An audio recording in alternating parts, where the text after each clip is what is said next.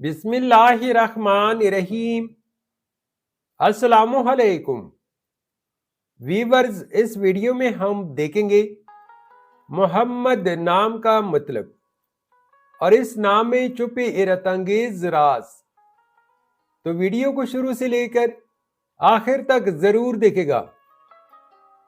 نام محمد ایک اسلامی نام ہے جن سے لڑکا، یہ نام لڑکوں کے لیے استعمال کیا جاتا ہے۔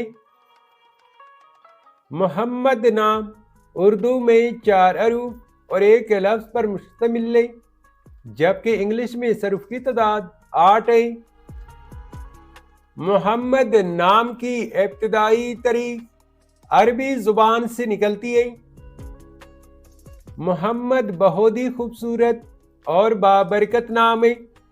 محمد نام کا مطلب ہے تعریف کیا ہوا یا جس کی بہت زیادہ تعریف کی گئی ہو۔ بچے کا نام محمد رکھنا کیسا ہے؟ تو اپنے بچے کا نام فقط محمد رکھنا نہ صرف جائز بلکہ باعث برکت و ثواب ہوگا۔ بخاری شریف کی صحیح روایت کے مطابق یہ نام خود اللہ تعالیٰ نے رکھا ہے۔ اسی طرح حضور صلی اللہ علیہ وآلہ وسلم نے محمد نام رکھنے کی خود اجازت عطا فرمائی ہے۔